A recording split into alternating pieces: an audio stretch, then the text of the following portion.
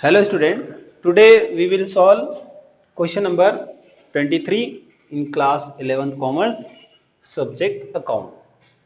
In account our topic is running simple case book, okay, in subsidiary book, okay. Now today we will make simple case book, okay, in question number 23. In question number 23 has given us this information: record the following transaction in simple case book of JS traders. Okay, here is given some transaction. 2017 January 1st commence business with case 30,000 rupees. January 3rd bought furniture for case 1000. January 8 bought goods for case 10,600. January 10 sold goods for case 4,400. January 15 received from Ganesh 8,000. January 21 paid to Shankar 4,000 rupees. And January 31st paid office expenses 3,750 rupees. Okay, now this transaction we have to entered in simple column case book. Okay, we know how to make case book. Okay, first of all we will draw date column. Okay, we have to make date column first of all, then particular column, then invoice folio, invoice number, and LF ledger folio, then amount column.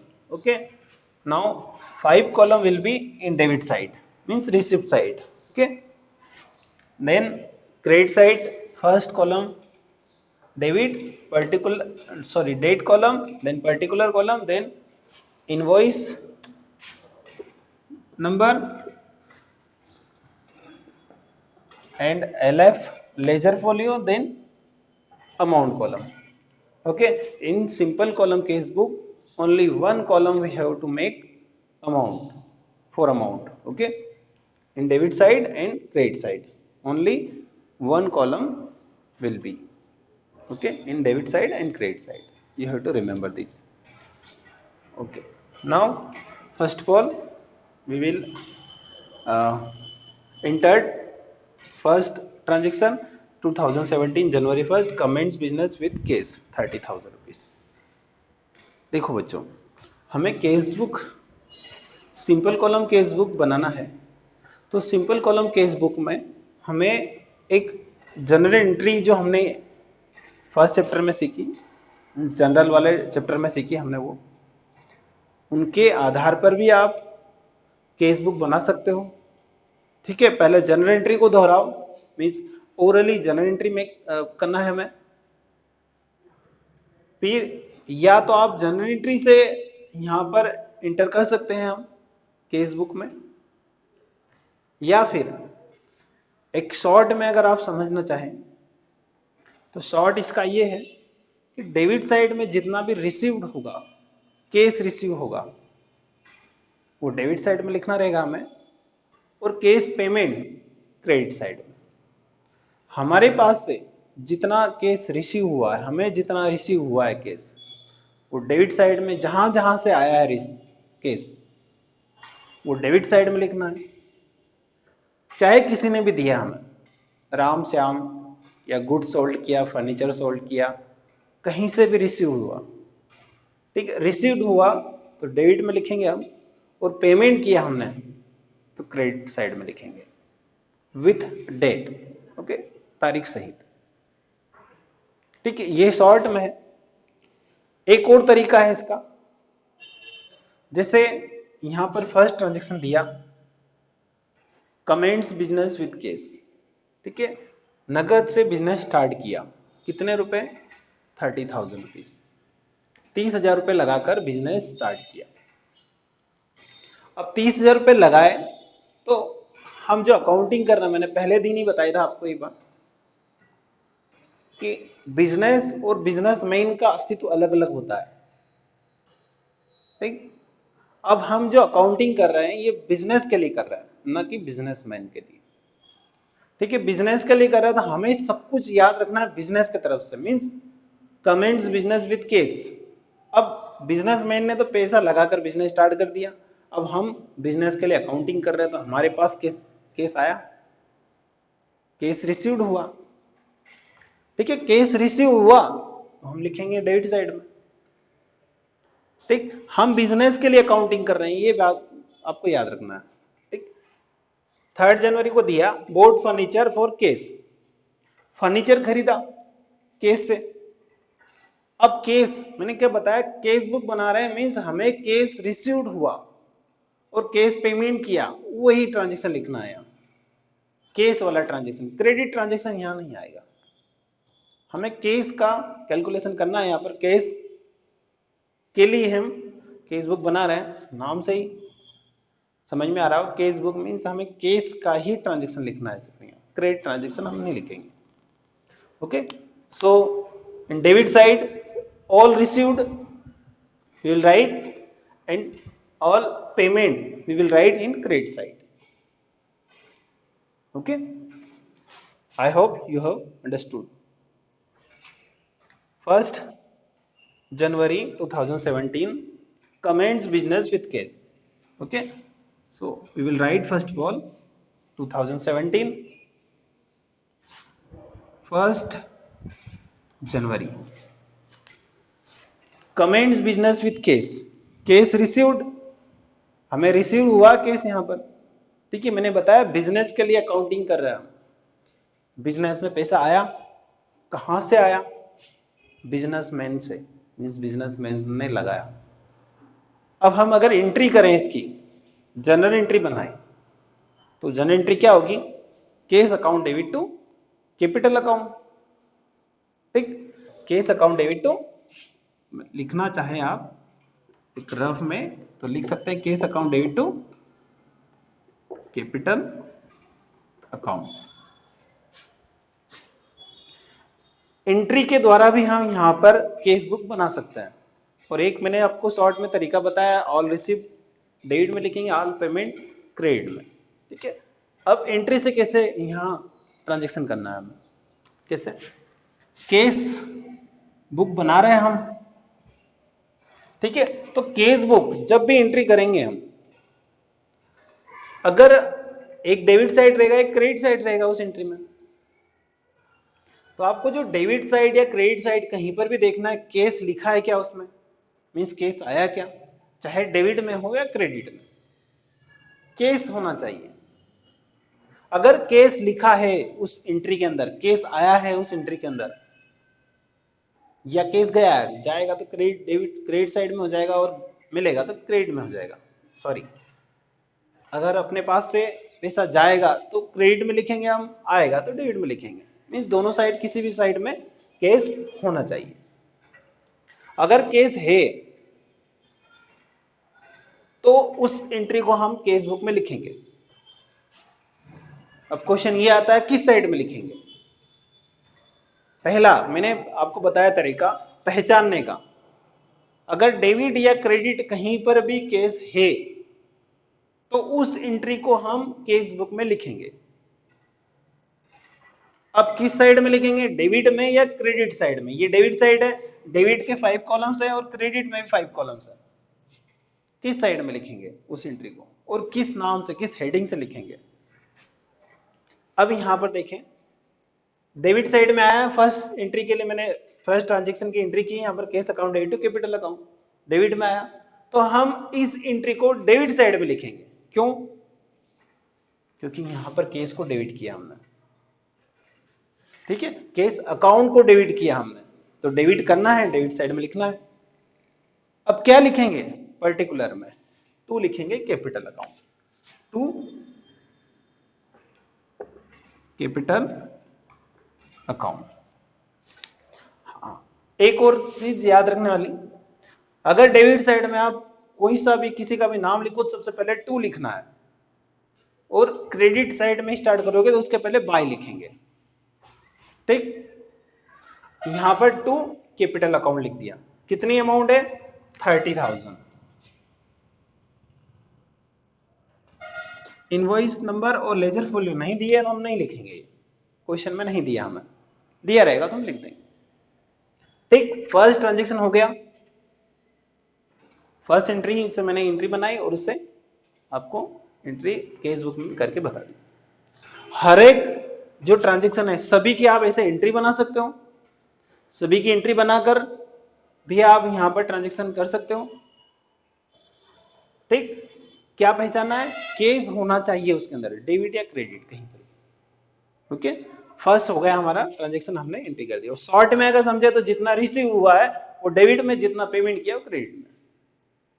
Okay, now second transaction is January 3rd, bought furniture for case 1000 rupees. Furniture खरीदा case से 1000 रुपये लगा था। अब case गया हमारे पास से, case गया कहां पर गया, फर्नीचर अकाउंट में गया, तो हम लिख सकते हैं by 2017 3rd January by furniture account. ठीक है, अकाउंट भी लिखना है, यहाँ कैपिटल अकाउंट, फर्नीचर अकाउंट, कितने से 1000 रुपीज बाय फर्नीचर अकाउंट। पैसा गया हमारे पास, फर्नीचर खरीदा, केस मींस केस आया तो डेबिट, केस जाएगा तो क्रेडिट में लिखेंगे। अब इसकी एंट्री अगर करें हम तो क्या होगी entry, furniture account debit to, वस्तु आया तो डेबिट, वस्तु क्या आ रही है, फर्नीचर आ रहा, जा क्या रहे हैं, केस, टू केस। एंट्री अगर करें तो एंट्री ये होगी। अब ये एंट्री होगी, इसमें केस आया, दोनों में से डेबिट या क्रेडिट कहीं पर भी है केस यहाँ पर, मतलब इसका, इस एंट्री को हम केस बुक में लिख सकते हैं। अब किस साइड में लिखेंगे, क्रेडिट साइड में लिखेंगे। क्यों, क्योंकि केस को हमने यहाँ क्रेडिट किया है। क्रेडिट साइड में तो लिखेंगे क्या, फर्नीचर, और उधर लिखने का रूल क्या है, by, by furniture. Okay, is it clear. Third transaction, January 8, bought goods for cash 10,600 rupees. Goods खरीदा 10,600 रुपए से। अब क्या लिखेंगे, एंट्री क्या होगी, देखो पहले तो हम शॉर्ट में समझ लें। गुड्स खरीदा 10,600 रुपए से, नगद से खरीदा मतलब नगद गया हमारे पास से, कितना गया 10,600 रुपए, लिखे वहां पर बाय 8 जनवरी को केस गया, बाय परचेस अकाउंट 10,600 रुपीज। ठीक है, अब डायरेक्टली केस गया हमारे पास तो पेमेंट साइड में हमने लिख दिया, क्रेडिट साइड में लिख दिया बाय परचेस। अब अगर एंट्री करना चाहे इसकी तो एंट्री क्या होती है, गुड्स खरीदा तो परचेस अकाउंट डेबिट टू, क्या गया हमारे पास है केस, गुड्स आया, वस्तु आया तो डेबिट और वस्तु जाए तो क्रेडिट, रियल अकाउंट के अकॉर्डिंग। ठीक, इससे अब यहां पर भी केस आ रहा है, दोनों में डेबिट या क्रेडिट, कहीं पर भी क्रेडिट में आ रहा है तो हम क्रेडिट साइड में लिखेंगे, और क्या लिखेंगे, परचेज, बाय, स्टार्टिंग करेंगे उधर क्रेडिट साइड की तो बाय से स्टार्ट करेंगे, बाय परचेस अकाउंट, कितने से 10,600 रुपए।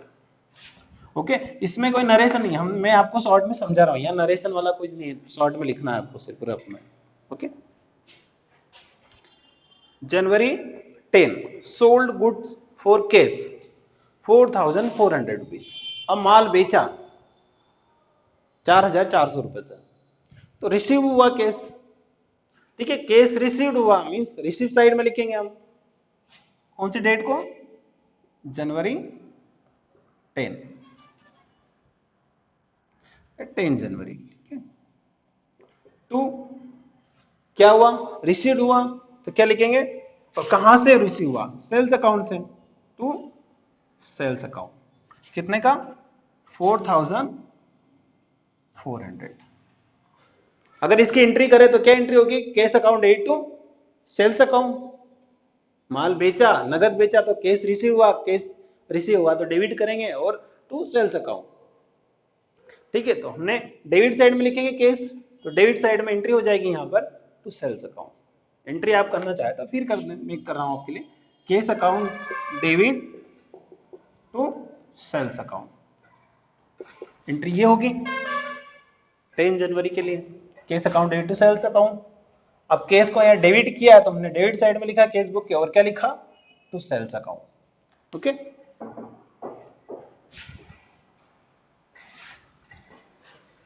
अगला है 15 जनवरी को रिसीव्ड फ्रॉम गणेश, गणेश से प्राप्त हुए कितने, 8000 रुपीज। रिसीव हुआ, सीधी सी बात समझ में आ रहा है यहाँ पर, तो 15 जनवरी और क्या लिख देंगे, टू गणेश, जिससे प्राप्त हुआ, जहां से प्राप्त हुआ उसका नाम डायरेक्टली लिखना है हमें, कितना, 8000। एंट्री करना चाहे तो cash account debit to Ganesh, cash को डेबिट किया एंट्री में तो डेबिट साइड में लिखेंगे और टू गणेश हो जाएगा। ठीक, नेक्स्ट है जनवरी 21 पेड टू शंकर। अब शंकर को पे किया हमने, अब यहां रिसीवर कौन है, शंकर है, Shankar account debit to cash, या फिर पैसा गया हमारे पास से, हम डायरेक्टली लिख दें इसे जनवरी 21 to by Shankar, by Shankar account कितना, 4000, शंकर को पे किया 4000। नेक्स्ट है जनवरी 31 पेड ऑफिस एक्सपेंसेस। अब ऑफिस एक्सपेंसेस पे किया, केस से ही पे करेंगे हम, तो office expenses account debit to cash, cash credit करेंगे हम एंट्री में, या फिर डायरेक्टली लिखते हैं केस जा रहा है हमारे पास से 31 जनवरी, ओके, बाय ऑफिस एक्सपेंसेस कितना, 3750 रुपीज। ओके, यहां पर आप एंट्री करके भी कर सकते हैं, और डायरेक्टली आपको अगर समझ में आ रहा है इसमें तो डायरेक्टली पेमेंट हो रहा है तो क्रेडिट साइड में मींस पेमेंट साइड में, और रिसीव हो रहा है डेबिट साइड है रिसीव साइड में लिख सकते हैं विथ डेट। ओके, तारीख सही लिखना है। इसके बाद में हमें करना है टोटल, दोनों साइड का टोटल। ठीक, अब दोनों साइड का टोटल करेंगे हम। ठीक है, अब दोनों साइड के टोटल में जिस साइड का टोटल ज्यादा आएगा उसमें से कम वाली साइड को माइनस करेंगे, और जो डिफरेंस रहेगा वो कम वाली साइड में लिखेंगे। पहले टोटल करते हैं हम,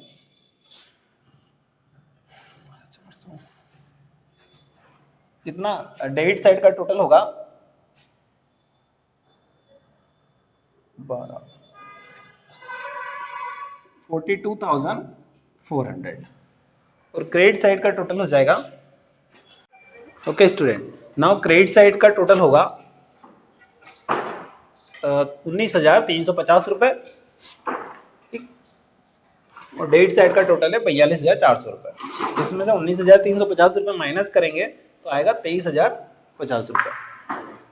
ठीक, मैंने आपको बताया डेबिट साइड का और क्रेडिट साइड का टोटल करेंगे, और उनमें से जिस साइड का ज्यादा आएगा, ज्यादा में से कम वाली साइड को माइनस करेंगे, और जो डिफरेंस रहेगा उसको कम वाली साइड में लिखेंगे। मींस इधर आ रहा है क्रेडिट साइड का कम आ रहा है, कितना, 19,350 रुपए, सॉरी 23,050 रुपए, हम लिखेंगे बाय बैलेंस CD 23,050। ठीक है, अब टोटल हो जाएगा ये 42,400 रुपए, और इधर भी 42,400 रुपए। डेट लिखेंगे इसमें 31 जनवरी, हमने 31 जनवरी को बैलेंस निकाला 23,050 रुपए। अब हुआ क्या, ये हमने केस बुक बनाई से, हुआ ये है जितना पैसा प्राप्त हुआ वो हमने डेबिट में लिख दिया, और जो पेमेंट किया टोटल तो क्रेडिट साइड में लिख दिया। अब जितना रिसीव हुआ हमें 42,400 रुपया, पेमेंट किया हमने 19,350 रुपये, मीन क्रेडिट साइड का जो टोटल था वो।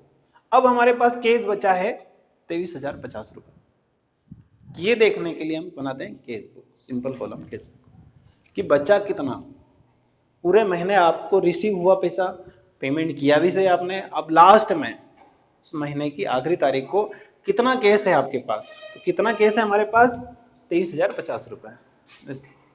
डेबिट में ज्यादा था, रिसीव ज्यादा हुआ था, क्रेडिट पेमेंट कम किया था हमने, तो डिफरेंस जो है 23,050 रुपए हमारे पास कैश बचा है। इसे अगर बोले हम तो ये बैलेंस है हमारा डेबिट बैलेंस, लिखा क्रेडिट साइड है, ठीक है, क्रेडिट साइड में लिखा ना बाय बैलेंस सीडी हमने, तो इसे बोलेंगे क्या हम, debit balance of cash book, कितना, 23,050 रुपए, ठीक है, और वही हमारा आंसर भी रहेगा, ठीक है, 23,050 रुपए। Okay student, now we have completed question number 23.